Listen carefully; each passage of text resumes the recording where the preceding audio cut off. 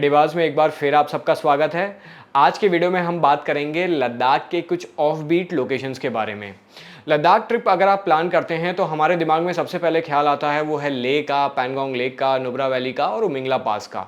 लेकिन लद्दाख में एक और खूबसूरत जगह है ज़ंस्कार वैली, जहाँ पिछले कुछ सालों तक टूरिस्ट का इन्फ्लो ज़्यादा नहीं हुआ करता था बिकॉज वहाँ पे कनेक्टिविटी अच्छी नहीं थी। लेकिन पिछले 2-3 सालों में ये सिचुएशन बहुत तेज़ी से बदली है और अब ज़ंस्कार वैली तक पहुंचना काफ़ी आसान हो गया है क्योंकि अच्छी सड़कें बन गई हैं और इंफ्रास्ट्रक्चर वहां काफ़ी डेवलप हो गया है। तो इसीलिए अगर आप लद्दाख की ट्रिप की प्लानिंग कर रहे हैं तो ज़ंस्कार वैली आपके प्लान में ज़रूर होना चाहिए। तो सबसे पहले मैं आपको बताऊंगा ज़ंस्कार वैली के उन पॉइंट्स के बारे में जहां अगर आप ट्रिप प्लान कर रहे हैं तो आपको ज़रूर जाना है, और उसके बाद मैं आपको बताऊंगा रूट प्लान के बारे में कि कैसे आप ज़ंस्कार वैली तक पहुँच सकते हैं। अगर आप लद्दाख पहली बार ट्रैवल कर रहे हैं तो आपको काफ़ी सारी तैयारी भी करनी पड़ती है, जिसके बारे में मैं अलग से वीडियो बना चुका हूँ, जिसकी लिंक आपको ऊपर आई बटन में मिल जाएगी। तो सबसे पहले मैं आपको बताता हूं उन 4 पॉइंट्स के बारे में जो अगर आप ज़ंस्कार जा रहे हैं तो आपको जरूर कवर करने हैं। इनमें सबसे पहला है पदुम शहर, जो कि ज़ंस्कार तहसील का हेडक्वार्टर है। पदुम ज़ंस्कार में अकेली ऐसी जगह है जहां पे आपको जरूरत का सारा सामान मिल जाएगा और सारी बेसिक फैसिलिटीज मिल जाएंगी। यहां आपको कई सारे होटल्स और होम स्टेज भी मिल जाएंगे। इसके अलावा पदुम शहर में कवर करने के लिए काफी सारे पॉइंट्स हैं। यहाँ पे कई सारी मोनेस्ट्रीज हैं, जिनमें सबसे मेन मोनेस्ट्री है करशा मोनेस्ट्री। उसके अलावा शीला वाटरफॉल नाम का एक बढ़िया खूबसूरत सा वाटरफॉल है। साथ ही आप पदुम के मार्केट को भी घूम सकते हैं, यहाँ शॉपिंग कर सकते हैं। इस मार्केट में आपको कई सारे रेस्टोरेंट्स और होम स्टेज भी मिल जाएंगे। हालांकि होटल्स और होम स्टेज तो आपको काफी सारे मिल जाएंगे, लेकिन मैं पर्सनली जब ज़ंस्कार गया था, जब पदुम गया था, जिस होटल में मैं रुका था उसका नाम और कॉन्टैक्ट नंबर मैं आपको नीचे दे रहा हूँ। ज़ंस्कार वैली का दूसरा पॉइंट जो आपको जरूर कवर करना है वो है गौनबोरंजन पर्वत। ये पर्वत लद्दाख की जो लोकल बुद्धिस्ट पॉपुलेशन है उनके लिए सेक्रेड माना जाता है। वहां के लोग इस पर्वत की पूजा करते हैं।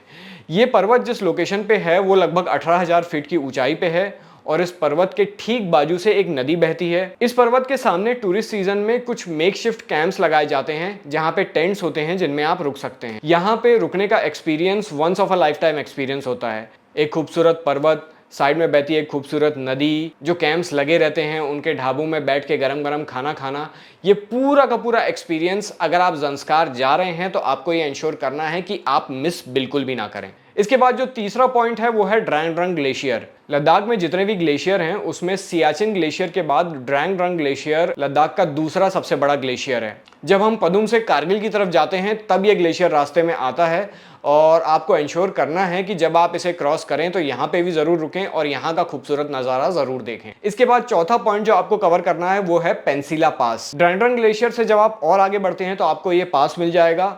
पेंसिला पास लगभग 14,000 फीट की ऊंचाई पे है। जैसे ही आप इस पास पे पहुंचेंगे आपको 2 खूबसूरत लेक्स देखने को मिलेंगी। जब आप किसी भी हाई ऑल्टीट्यूड पास पे पहुंचते हैं तो जनरली आसपास लेक देखना बड़ा ही रेयर होता है, तो वो नज़ारा आपको पेंसिला पास पे ही देखने को मिलता है।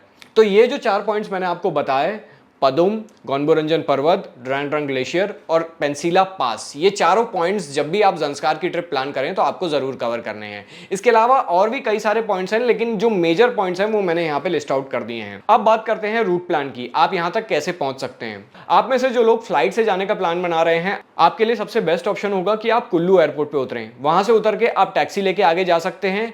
जो लोग दिल्ली में फ्लाइट से उतर रहे हैं वो लोग दिल्ली से मनाली तक बाय टैक्सी आ सकते हैं और फिर मनाली से आगे ज़ंस्कार वैली की तरफ बढ़ सकते हैं। मैंने मनाली का नाम इसलिए लिया बिकॉज ज़ंस्कार वैली तक पहुंचने के 2 रास्ते हैं। एक आप वाया मनाली जा सकते हैं, दूसरा आप वाया कारगिल जा सकते हैं। सबसे पहले बात करते हैं मनाली वाले रास्ते की। मनाली से जैसे ही आप लेह की तरफ जाते हैं, लेह मनाली रोड पे रास्ते में दरचा नाम की एक जगह आती है जहां से एक रोड जाता है सीधा ज़ंस्कार वैली। इस रोड में आप थोड़ा सा आगे बढ़ेंगे तो आएगा शिंकुला पास। ये पास हिमाचल प्रदेश में है और इस पास को पार करते ही आप ज़ंस्कार वैली में एंटर कर जाएंगे और इसके बाद थोड़ा सा आगे जाके आएगा गौनबोरंजन पर्वत। मनाली से लेके गौनबोरंजन पर्वत का ये जो टोटल डिस्टेंस है ये लगभग 180 किलोमीटर का है। ये जो रोड ट्रिप होती है, इसका जो फील होता है, इसका जो एक्सपीरियंस होता है, ये आप भले ही जिंदगी में एक बार करें, ये आपको हमेशा याद रहने वाला है। इसीलिए ये बेटर है कि आप कारगिल साइड से ना जाके इसी तरफ से जाएं और इस एक्सपीरियंस को जरूर महसूस करें। एक चीज का ध्यान में रखिए, मनाली से लेके शिंकुला पास तक ब्लैक टॉप रोड है। शिंकुला पास से जो आगे गौनबोरंजन तक रोड है वो थोड़ी थोड़ी बीच बीच में कुछ जगहों पे आपको खराब मिल सकती है, बट वो रोड अंडर कंस्ट्रक्शन है और बहुत जल्द बन जाएगी।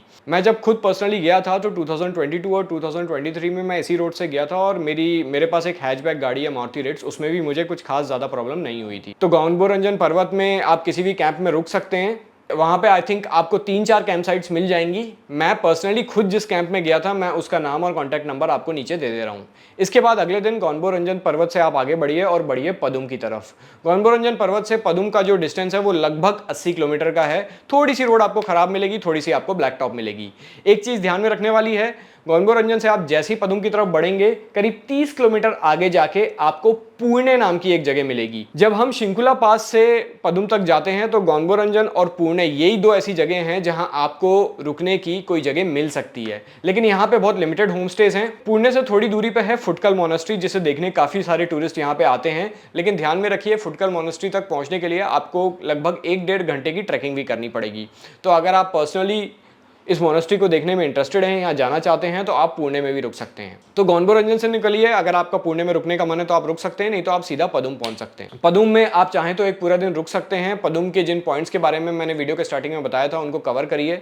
ये एक ऐसी जगह है जहाँ सारी फैसिलिटीज़ अवेलेबल हैं, तो आप यहाँ पे 1 दिन या 2 दिन आराम से स्टे कर सकते हैं और उसके बाद आगे बढ़िए। पदुम से अगले दिन निकलिए और फिर जो 2 पॉइंट्स मैंने आपको बताए हैं, ड्रैंग ड्रंग ग्लेशियर और पेंसिला पास, ये दोनों ही पॉइंट्स आपको कारगिल के रास्ते में ही मिलेंगे। पदुम से जैसे ही आप निकलेंगे हार्डली 2 से 3 घंटे में आप इन पॉइंट्स तक पहुंच जाएंगे। ड्रैंग ड्रंग ग्लेशियर और पेंसिला पास, इन दोनों को आप जैसे ही पार करते हैं आप पहुंच जाते हैं सुरु वैली में। पेंसिला पास के एक तरफ है ज़ंस्कार वैली और दूसरी तरफ है सुरु वैली। तो पेंसिला पास को आप जैसे ही क्रॉस करते हैं ज़ंस्कार वैली का आपका सफर खत्म हो जाता है। तो पदुम से निकलिए, पेंसिला पास को क्रॉस करिए और पहुंच जाइए कारगिल। कारगिल से आप चाहें तो सीधा लेह भी जा सकते हैं या फिर श्रीनगर भी जा सकते हैं, जहां भी आपकी रिटर्निंग फ्लाइट हो। अब ये जो मैंने आपको पूरा रूट बताया मनाली से लेके कारगिल तक, अगर आपको कनेक्टिविटी नहीं मिल रही है तो आप कर ये भी सकते हैं कि आप श्रीनगर में सीधा फ्लाइट से लैंड करें या लेह में सीधा फ्लाइट से लैंड करें और वहां से कारगिल होते हुए उल्टा पदुम होते हुए गौनबोरंजन पर्वत और फिर मनाली तक आप पहुंचे। तो ये आपकी चॉइस है कि आप किस डायरेक्शन से जाना चाहते हैं। मैंने खुद पर्सनली लद्दाख के 3 टूर्स किए हैं, 2021 में, 2022 में और 2023 में, अपनी मारुति रिट्स में, जिसमें मैं अपने साथ अपनी मम्मी को लेके गया था। इन सभी टूर्स में मैंने ये जितने पॉइंट्स आपको बताए हैं मैंने अलग अलग टाइम पे कवर किए हैं। तो अगर आप वो वीडियोस देखना चाहते हैं तो ये वीडियो जैसे ही खत्म होगा आपको स्क्रीन में इन तीनों ही टूर्स की प्लेलिस्ट मिल जाएगी। इसके अलावा इस टूर से रिलेटेड अगर आपके दिमाग में और कोई क्वेश्चन है तो आप नीचे कमेंट सेक्शन में कमेंट करके बता सकते हैं। तो आज का वीडियो यहाँ पे खत्म करते हैं, मिलते हैं आपसे अगले वीडियो में, तब तक के लिए गुड बाय।